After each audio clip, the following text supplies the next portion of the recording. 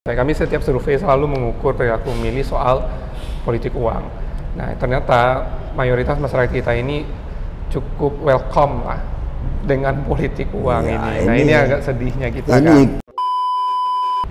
Lembaga DPRD, DPR RI, DPD, DPRD Kabupaten Kota itu banyak muda-muda. Ya, tapi ya betul. Dan bapaknya mau ngasih duit untuk jadi caleg, ini yang luar biasa. Dan yang hadir sebagai politisi muda itu ke parlemen itu kayaknya tidak mencari pekerjaan ya, karena pekerjaan mereka udah banyak. Dia itu bukan perintis, dia itu pewaris sebenarnya. Pewaris, betul. Ya kan? Betul.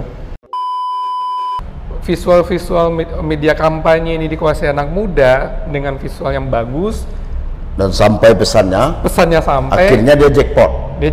Oh, mantap. Jadi gimana nih politisi tua itu? Pensiun aja lagi, ke masjid atau ke surau aja atau gimana?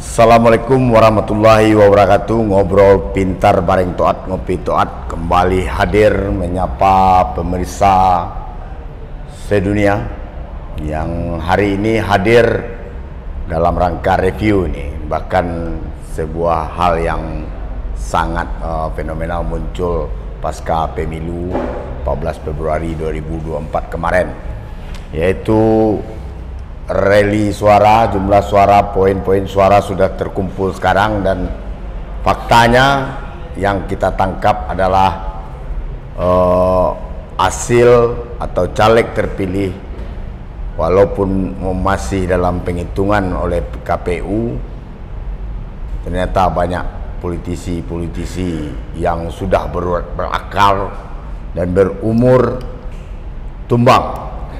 Kita mengangkat tema pemilu 2024, kiamat bagi politisi muda. Hari ini DPR RI, DPRD Sumbar, DPD RI justru muncul milenial, bahkan Gen Z malah. Ini luar biasa. Dan hari ini Ngopi Toat ditemani oleh seorang yang cukup punya nama di kancah survei atau menakar sebelum pemilihan atau sebelum berkontestasi orang apakah terpilih atau tidak, yaitu Yo Fadri, Direktur Eksekutif Postra Research and Consulting Postra. Saya menyapa Ricky Postra. Selamat sore Bung Rizky. Selamat sore Bang Toat. Ricky, apa benar apa yang kami angkat di Ngopi Toat ini? Temanya kiamat dalam tanda kutip politisi tua di pemilu 2024 ini. Silakan bantah kalau nggak benar. Kiamat belum tentu ya, karena kan ternyata kan masih ada. Ya, arahnya udah nih. Kalau kiamat ini kan kiamat sugra, ada kiamat kubra. Kalau kiamat ini kecil, kiamat besar. Ini kan? kiamat kecil. Kiamat kecil baru kiamat sugra. Penyebabnya apa itu? Ya, karena gini, kalau kita lihat sebenarnya pertama faktor kuantitas, banyak sekali anak-anak muda Gen Z, milenial itu yang ikut mencaleg. Nah, ternyata ini dipatahkan. Ini menariknya, ketika munculan politisi milenial Gen Z ini di partai politik, stigma negatif yang muncul adalah hanya sekedar pajangan untuk menarik perhatian pemilih muda.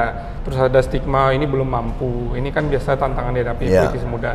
Ternyata faktanya dari pemilu yang sementara ini hasilnya udah bisa kita lihat, dua stigma ini terbantahkan. Apa bisa dikatakan pemilih milenial pilih caleg milenial? Itu perlu kita review lagi nanti. Perlu review ya. Apakah? Kan potensinya besar. Ya, potensinya besar kan. Memang secara ceruknya kan banyak di Indonesia itu ada 60% lebih pemilih milenial. Nah, apakah mayoritas mereka memilih pemilih muda juga? Ini tergantung area daerah masing-masing. Perilaku milih setiap daerah itu berbeda-beda.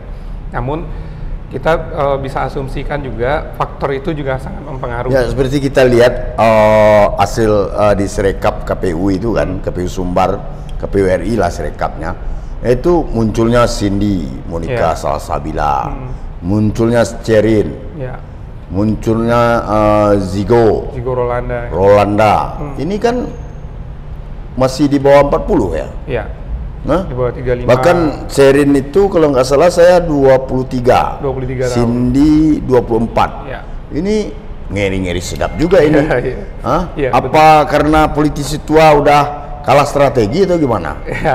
Ya bisa jadi karena kalah strategi, karena kemampuan teman-teman politisi muda ini untuk menggait perhatian anak muda juga di tangan mereka, karena salah satunya misalnya pengelolaan kampanye di media sosial. Nah ini kan sangat ngaruh. Oh, masih berpengaruh itu medsos? Masih ada pengaruh, karena kalau kita bicara pemilih muda, mereka ada di mana? Mereka ada di media sosial. Ya tapi kayaknya saya juga selebgram ini. Wah, ya, ini gagal juga saya kan mencaleg, karena mungkin milenial ini cenderungnya ketika si caleg milenial ini masuk di akun-akun medsos anak-anak muda, dia lebih diterima ketimbang saya yang berubah menjadi anak muda misalnya. Ya, mungkin teman-teman politisi muda ini lebih memahami apa yang menjadi menarik bagi teman-teman pemilih muda, sehingga dia juga bisa memberikan asupan narasi atau konten yang sesuai dengan yang diinginkan oleh teman-teman pemilih muda. Berarti salah memilah konten, bumerang juga ya? Juga salah satu. Kalau kita lihat, apakah faktor media sosial mempengaruhi besar? Jawabannya iya. Cuman kalau kita perhatikan juga ada kan politisi senior ini menggunakan media sosial. Ya. Hanya saja kenapa ini perlu dianalisa lebih mendalam. Cara politisi senior ini mengelola dirinya di media sosial tentu akan berbeda dengan politisi senior muda. Itu mestinya menyiapkan konsultan juga ya, konsultan media sosial ya. Bisa hubungi Bang Poa. Iya, jangan pakai kayak dia udah tua, dia pakai medsos, masuk ke akun-akun anak muda. Betul. Ya sulit lah ditangkap. Lebih mengamplifikasi dirinya yang tua jadinya. Kan sekarang ini kan kita lihat politisi nasional itu kan kita lihat tuh Bang Poa. Dia senior tua tapi bergaya anak muda. Nah kan simbol-simbol kayak gitu untuk dipergunakan. Nah sekarang kalau kita lihat politisi senior di Sumatera Barat, apakah dia menggunakan media sosial tapi apakah menggunakan simbol-simbol anak muda tadi untuk menarik perhatian anak muda? Tapi Bung Riki melihat hasil pemilu 2024 walaupun dalam tanda kutip belum resmi ya, terjadi nggak regenerasi politisi di Sumatera Barat? Ya, biasanya itu disebut sirkulasi. Kalau kita lihat sirkulasi elit politik terjadi di pemilu sekarang. Kalau dulu sirkulasi elit politik itu kan dari kalangan aktivis, diisi oleh kalangan pengusaha gitu, dari kalangan politisi aliran Islam, NU, Muhammadiyah ditukar dengan kalangan teknokrat. Kalau sekarang sirkulasinya dari politisi senior berubah ke politisi muda, anak muda Gen Z, milenial. Nah, itu terjadi di sekarang. Walaupun ini agak menarik juga, sebenarnya Indonesia ini udah telat. Oh, udah telat. Dari segi regenerasi politik.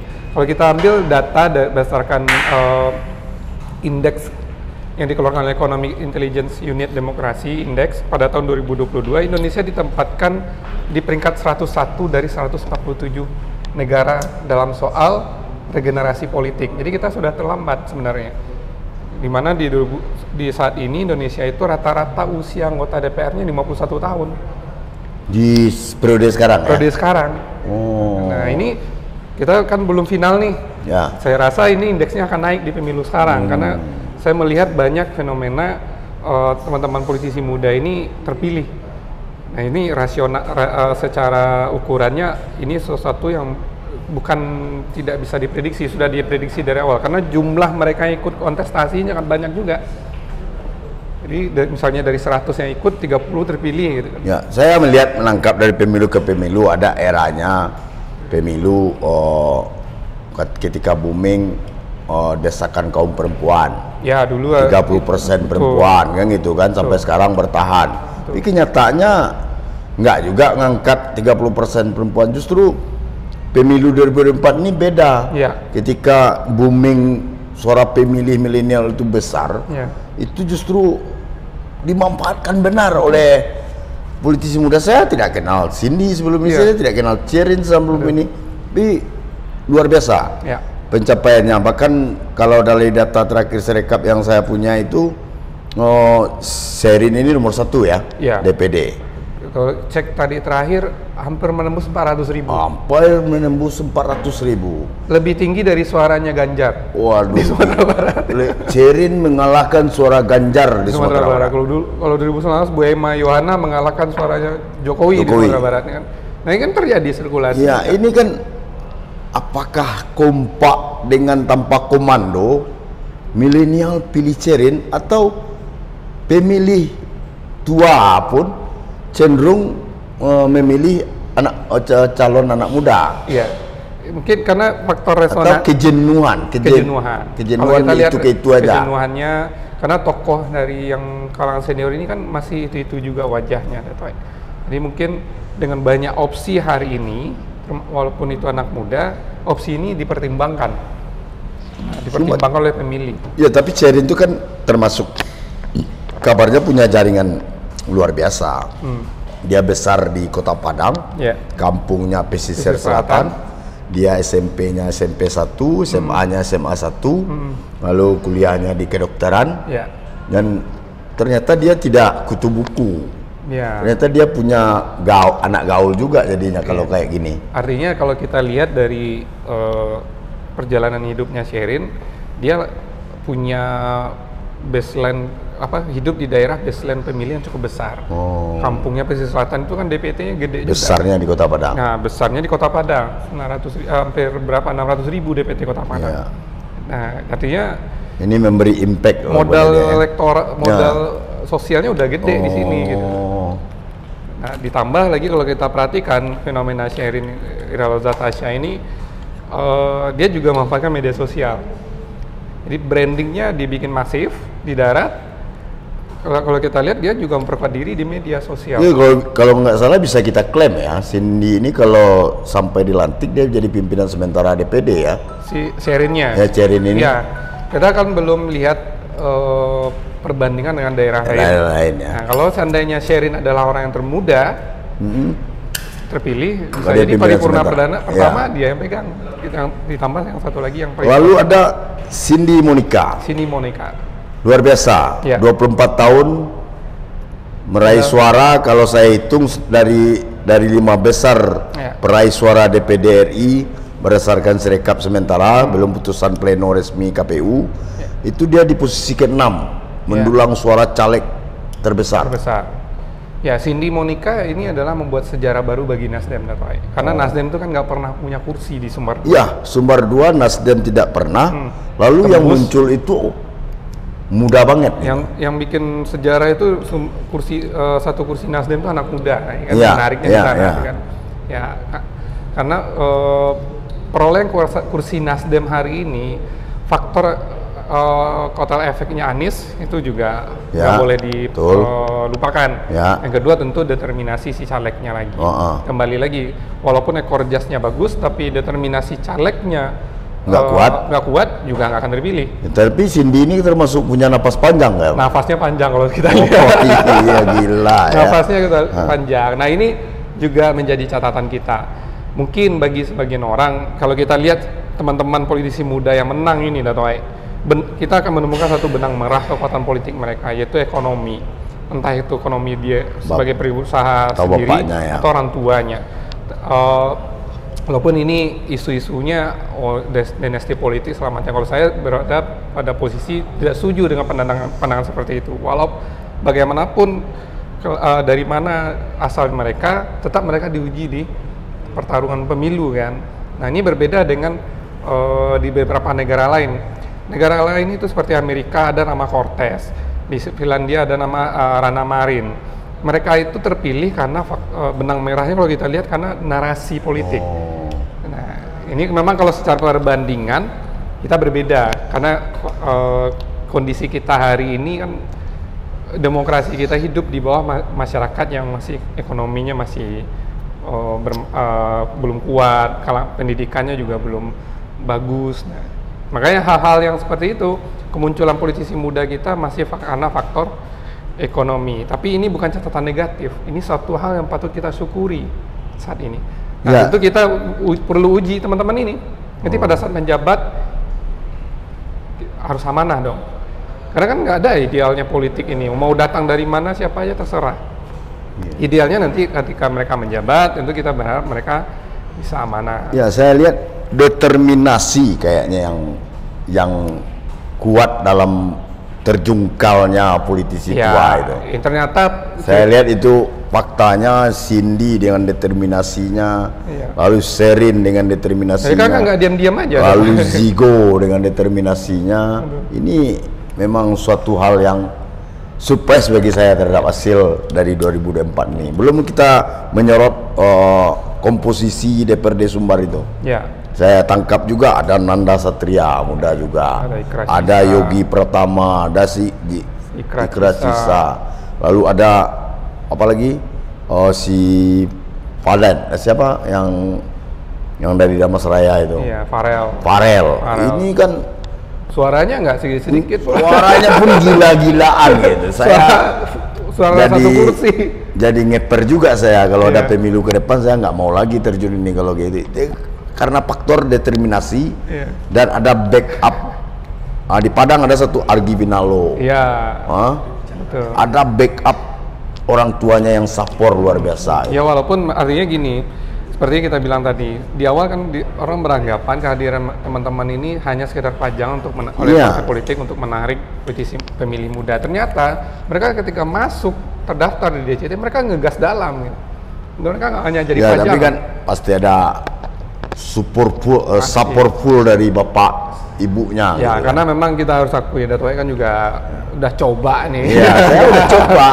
Nggak mampu saya. Demokrasi kita atau pemilu kita ini masih costly lah, masih harus berbiaya besar. Iya. Karena bayangkan Dato', si Indonesia itu ada 200.000 lebih caleg gitu.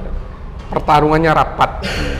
Dan pileg itu kan pertarungan mobilisasi nih. Siapa mobilisasinya yang paling efektif? Yang terakhir itu siramisasi. Siramisasi itu tadi. Itu yang opsi terakhir kan. Yang buat kita keo itu di sana. Nah ini memang dari awal kami sudah prediksi, kami setiap survei selalu mengukur perilaku pemilih soal politik uang.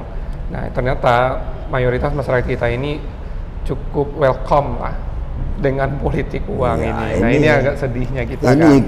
Ketika masyarakat pemilih itu welcome dengan money politik, maka semua bentuk ide dan gagasan brilian dari seorang caleg buyar. Iya kan? Ya, karena kan balik ke model marketing ekonomi kan, maunya market apa? Iya. Kalau marketnya maunya A, ya mau tak mau si penjual mau ikuti A. Mungkin kita melawan arus kan? Melawan arus ya nanti. Kalau seberapa kuat caleg kita lawan arus, kita agak pesimis juga dengan hal. Jadi gimana nih politisi tua itu? Pensiun aja lagi, ke masjid atau ke surau aja atau gimana? Ya harus, kita berharap politisi senior yang nggak terpilih hari ini itu jangan menghilang, jangan juga berkecil hati. Ini kan teman-teman yang muda ini butuh didampingi juga. Diayomi. Jadi orang yang semacam kapulang sampai Batanyo, sampai Babarito gitu. Jadi bukan karena kalah lalu hilang tenggelam. Dan si politisi muda ini jangan sombong pula ya, jangan sok mau pula ya. Ya karena ini perlu kita uji lagi karena fenomena menjalankan pemerintahan di DPRD, di DPRD itu kan juga determinasinya lebih kuat lagi. Saya takut nanti politisi muda ini seperti nyanyinya Iwan Fals nanti. Ya sedikit kalangan tua di DPRD. Rakyat kumpulan orang hebat. Iya, jangan sampai nanti mereka banyak di DPRD. Tapi bisa dikelola hanya segelintir orang seniornya. Itu yang kita takutkan kan. Betul. Tapi saya yakin kapasitas politisi-politisi muda yang lolos ke parlemen hasil pemilu 2024 ini pasti sudah punya apalah, minimal nanti ada tim ahlinya yang hebat pula nanti itu. Sebenarnya fenomena perilaku tua muda itu tidak hanya di politik, contoh di rokok aja kita udah beda kan. Oh iyalah. Ini pakai kita bungkus tapi ini digital. Saya tetap biar saya manual. Saya pakai gading ya. Ini persoalannya. Gitu. Tapi nggak kiamat ya bagi. Nggak, kita belum menganggap kiamat. Tapi kan kata orang politisi itu tak pernah kenal kata pensiun. Makin tua makin bernyali. Berminyak dia kan. Tapi ketika ditumbangkan oleh politisi muda, ya politisi tua udah pulang kampung aja lah lagi. Bangun kampung, kasuh cucu, kan itu aja lagi. Tapi ada kita lihat beberapa partai politik itu nggak secara jumlah politisi mudanya bahkan 0. Salah dia kan? Ya keliru akhirnya kita lihat di contoh kejadian di Sumbar 1 nih, partai tersebut justru perolehan kursi DPRI-nya itu udah di bawah partai-partai lain. Kita sebut aja lah PKS. PKS itu jumlah politisi mudanya yang terpilih nggak banyak. Ya, ini fenomena yang agak unik juga. Kalau PKS itu beda sequel itu. Ya. Saya melihat itu masih berlaku gaya-gaya elektoral PKS pemilu sebelumnya, karena rata-rata yang di DPRD Sumbar itu incumbent betul, kan itu wajahnya putar-putar sana aja. Ya, putar-putar gitu ya. Tapi dia akan menjadi tukang menjadi pionir nanti ini kami mengambil kebijakan daerah, karena dia udah pengalaman. Betul. Bisa-bisa politisi muda ini kecele dengan pokir-pokir nanti ini. Ya kan? Kita harus pahami itu. Betul. Karena bukan kaderisasi PKS itu mandek, tidak.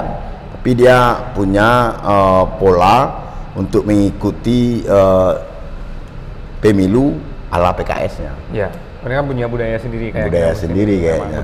Beda dengan Cindy, beda dengan Zigo. Dia termasuk yang ugal-ugalan juga dalam ini fenomena Zigo Rolanda ini menarik. Kalau bicara politisi milenial, kita boleh melekatkan kepada Zigo Rolanda. Dia adalah politisi milenial pertama seharusnya di Sumatera Barat, yang ketika orang belum bahas fenomena politisi milenial. Ya, waktu itu orang masih membahas perempuan untuk perempuan. Dia udah lalu nyelip sendiri, lalu caleg artis, kan itu kan. Tapi dia muncul dan ternyata dia mampu. Saya melihat datanya itu di 2014 pertama dia menjadi kontestan pemilu gitu. Nah, itu langsung juara umum 24.000 kalau nggak salah suaranya, maju provinsi. Langsung habis 2019 maju DPRD kabupaten, dia menang lagi. Dia ketua. Nah, langsung jadi ketua DPRD.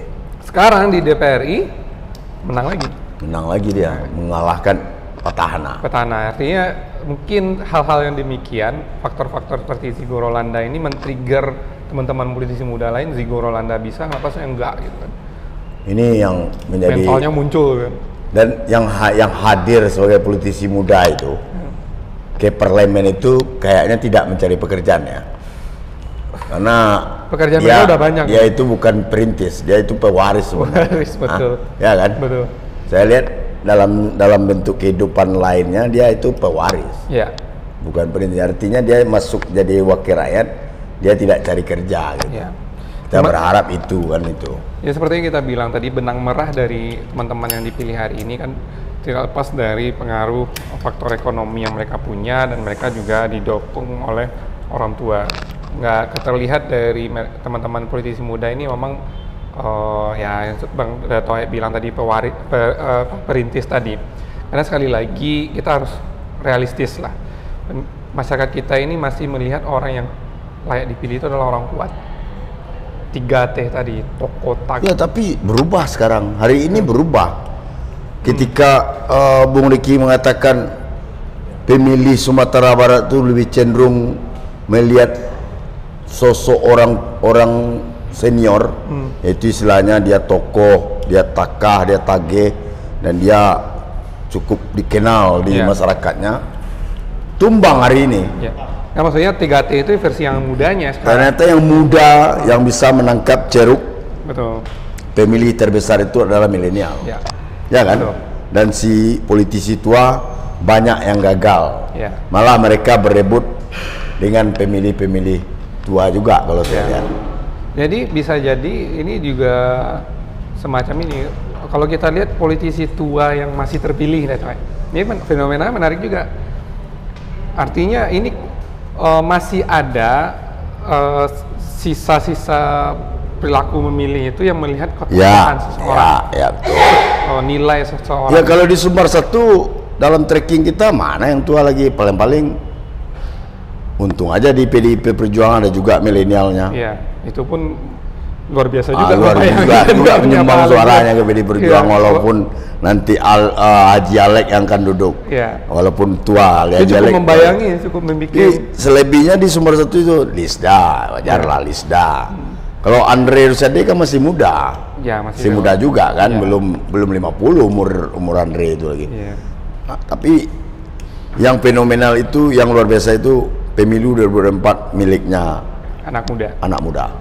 Ya kan? Merata. Sepakat itu kan? Sepakat itu. Hampir di seluruh lembaga DPRD, DPR RI, DPD, DPRD kabupaten kota itu banyak muda-muda. Betul. Dan bapaknya mau ngasih duit untuk jadi caleg, ini yang luar biasa. Bangga saya itu. Ya artinya mau mempertaruhkan anaknya lah untuk bisa berguna bagi orang banyak, kan itu bahasa politiknya. Bahasa manisnya ya. Bahasa manisnya, bahasa jualannya. Dan ini juga tidak sulit sebenarnya, walaupun banyak uang, tapi membakar uang di politik yang gamblingnya tinggi juga butuh mental yang kuat. Gitu, harus kita akui juga kan. Saya lihat di Padang tuh ada Argo Finalo, ada berapa orang yang muda yang saya kenal, justru mampu dia mencari strategi. Saya muda, tapi saya harus duduk, itu hebat. Kalau politik saya wajar saja, semua cara boleh dihalalkan, asal nggak ketahuan sama Bawaslu atau apalah gitu kan. Ya kan, kalau kita bicara politik itu, idealnya politik adalah nggak ideal gitu kan. Kalau kita hari ini bicara mencari yang ideal politik nggak akan ketemu. Walaupun money politik ini kalau kita tanya ke caleg nggak ada yang ngaku kan. Mana ada. Tapi money politik ini fenomena terasa lahir kata-kata nindak. Kita bisa ngerasakan ini terjadi, apalagi pemilu sekarang. Berarti konstituen mereka yang politisi muda yang sudah 2 periode atau 3 periode yang gagal hari ini itu labil atau gimana? Atau konstituennya udah jenuh juga sama dia? Kalau bisa jadi pertama itu karena kejenuhan. Kejenuhan karena kehadiran politisi muda ini memberikan opsi baru, harapan baru. Imbas kan, viralnya kata perubahan itu kali ya. Itu barangkali. Tapi sayangnya perubahan itu berubah di terakhir. Nggak pernah berubah dia. Nggak, perubahan dari politisi gaek ke politisi muda. Itu tidak hanya karena faktor itu, karena ini kita lihat merata di Indonesia. Merata. Jadi kalau faktor kata perubahan itu harusnya si perubahan tadi menang kan? Oh iya, itu lain persoalan. Saya kira karena faktor kita harus berubah memilih. Dulu bapak ini udah tua, udah kita cari yang muda. Karena kalau saya lihat banyak kemampuan mungkin barangkali banyak politisi tua itu yang kecele, nganggap politisi muda itu nggak akan. Model Cerin itu saya nggak pernah dengar dia kampanye dirinya di depan orang ramai, nggak ada saya dengar. Ini faktor Bung Riki juga nggak? Itu off the record. Saya ragu siapa yang canvassing dia ini. Jadi karena gini, ada hal menarik dari teman-teman politisi muda ini. Dia mau memiliki kemampuan melakukan upgrading game politik ini. Apa yang tidak bisa dilakukan oleh orang tua, mereka lakukan. Mengolah media sosial, manajemen kampanye yang efektif, branding. Kalau orang tua ini kan soal branding politik, asal fotonya bagus, pesannya banyak, ya kan, udah puas dia. Tapi kalau yang muda-muda ini ngerti visual, Bang. Oh ini visual yang bagus, gitu. Dia punya selera di sana. Nah itu yang lu pelajarin. Lu muda masalahnya. Masa branding ini aja nggak bisa. Nah itu kelebihannya. Akhirnya kan ketika visual media kampanye ini dikuasai anak muda dengan visual yang bagus dan sampai pesannya sampai, akhirnya dia jackpot. Oh mantap. Dan luar biasa ya. Luar biasa di sana. Itu Bung Riki. Analisanya bukan saya ya. Jackpot itu Bung Riki itu. Saya mempertegas saja. Dia berusaha setelah dari maksimal, kemudian hasilnya ternyata tidak mengkhianati proses ya. Betul. Nah, terakhir Bung Riki. Ya, Bang Toy. Ada milenial di Wakil Rakyat Sumatera Barat dan banyak itu. Dan apa sih sebagai orang muda juga di bidang penelitian elektoral atau popularitas ini, apa sih closing statementnya dari Bung Ricky? Ya, pertama kita mengucapkan selamat pastinya. Ini teman-teman banyak yang berhasil memenangkan pemilu. Nah, sekarang ujiannya adalah bagaimana mereka mengaktualisasikan dirinya di DPR dan DPRD nantinya. Pesan kami adalah jangan sampai ini ekosistem baru, lingkungan baru membuat mereka, determinasi mereka jadi turun. Harusnya gaspol terus. Gaspol terus. Apa yang tidak ketahui tinggal belajar juga. Ya. Kelebihan kita yang anak muda ini kan ruang untuk mencari pengetahuan itu ada di tangan kita. Di handphone ini semua bisa. Kita punya inisiatif untuk mempelajari itu. Jangan pernah berhenti untuk mempelajari, karena yang namanya ilmu pemerintahan itu, prosedur kebijakan itu kan cukup bisa dipelajari, cukup mudah untuk dipelajari. Ditambah lagi nanti kan ada bimtek dari. Artinya duduk jadi wakil rakyat si politisi muda ini, jangan rubah gaya. Jangan rubah gaya, harus cepat belajar. Ini yang perlu kita, karena ini ada jawaban yang perlu dikasih tahu ke publik. Mampu nggak anak muda untuk menjalankan pemerintahan? Kan itu harus dijawab oleh teman-teman yang menang sekarang ini. Makanya kita berharap adalah segera melakukan upgrading proses lagi ya. Upgrading, bagaimana, terutama dalam hal pemerintahan, yang sampai nanti karena minimnya pengetahuan pemerintahan bisa dikelola aja. Ya masuk dalam gedung Senayan itu, jangan sampai jadi mentimun bungkuk gitu kan. Iya kata orang ya. Gitu. Dia harus punya sikap, harus mampu mewarnai. Seperti pemilu sekarang. Iya, mantap. Makasih Bung Ricky. Sama-sama. Bung Ricky ini adalah orang yang sudah lama saya kenal, dan ini satu hal yang pasti, pemilu 2024 kemenangan anak muda, milenial, bahkan Gen Z, tapi masih kiamat kecil bagi politisi tua. Demikian Ngopi Toat sore ini. Billahi taufik wal hidayah. Assalamualaikum warahmatullahi wabarakatuh. Waalaikumsalam warahmatullahi wabarakatuh. Makasih Dato'. Thank you.